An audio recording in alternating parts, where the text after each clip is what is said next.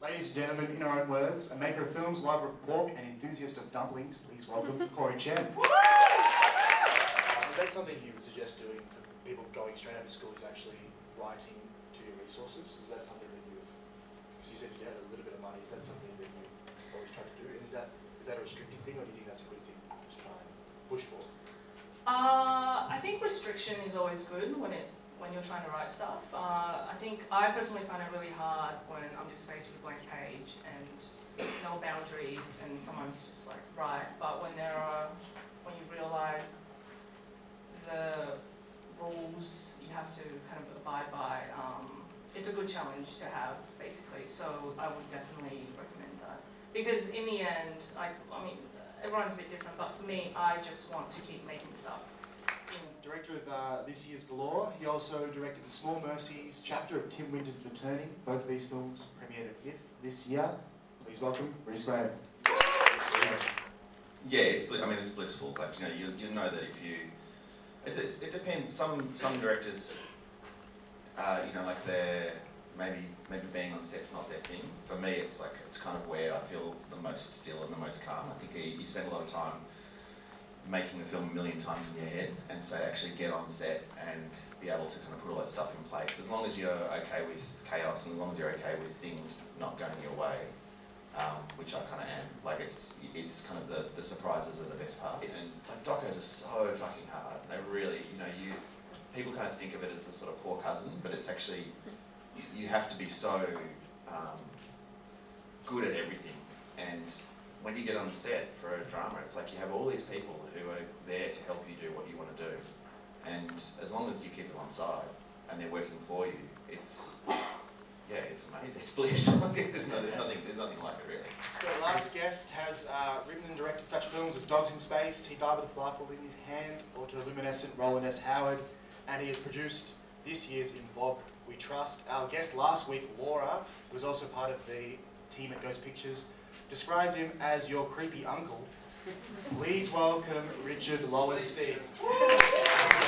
Why do you think it's easier now to get funding? Do we just still have to go slam scripts? No, what I was saying is, on one level it's more legitimate. On one level it's harder. I mean, probably what Rhys was saying was sort of an indication of that. You're totally dependent on what the current fashion or the current sort of technique of what you need to get your bits of the puzzle together, bits of the financial bits of the jigsaw puzzle, and it changes every 3 or 4 years. You know, one year you need sales agents and distributors, and that means your film's worthy of being made, and the next year you don't, and they're giving it away for nothing. You know, it's crazy at the moment.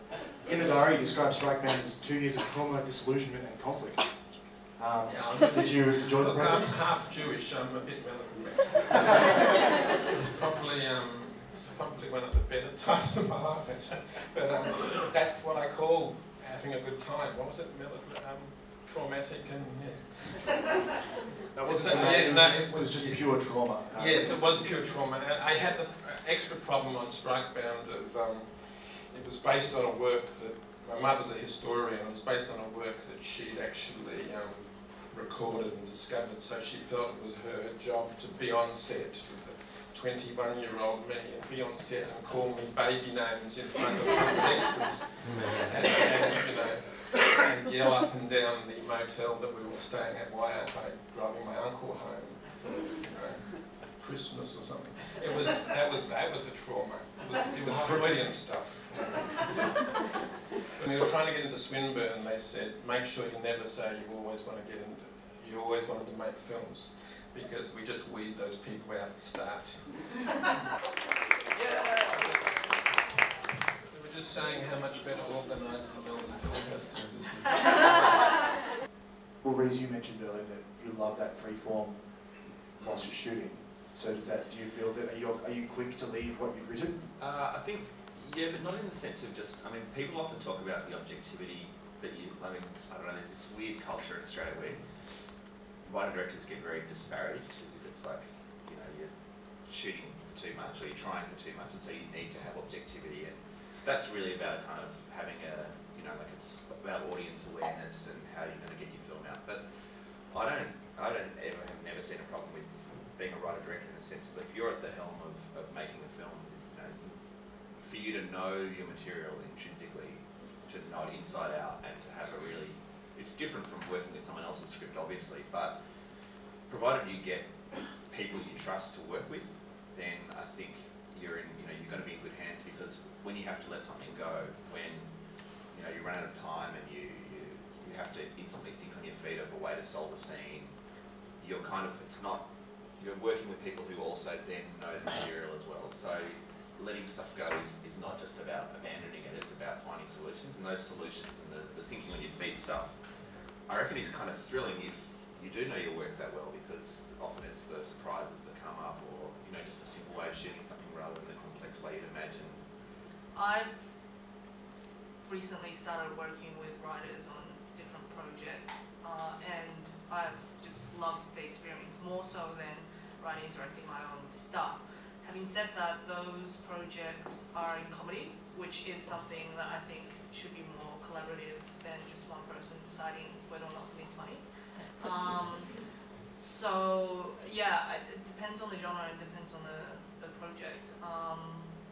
But I think the idea of writer-directors being like bad comes upon this end of an era when all these writer-director feature projects didn't make any money. But that's not necessarily because they're writer-directors. Like there were other problems and reasons why they were considered failures. I think there's a bit of a myth too that the writer-director is sort of all usually. Comes a bit from the 70s actually, that it's self-indulgent and it's not going to be commercial and going to make 3-hour films that are like watching paint dry. I think it is especially in this day and age, it is a bit of a myth if you actually are, if you lose your objectivity and you just go into internal personal self-indulgence, you sort of basically won't make another film. You won't get the money. I mean, you have to convince so many people to get your project up and running, that you actually have to stand back and be objective and say, is this going to appeal not only to my finances, but to the audiences, to my own creative sensibilities, and it's just, there's so many checks and balances that you have to go through to actually get your film up and running.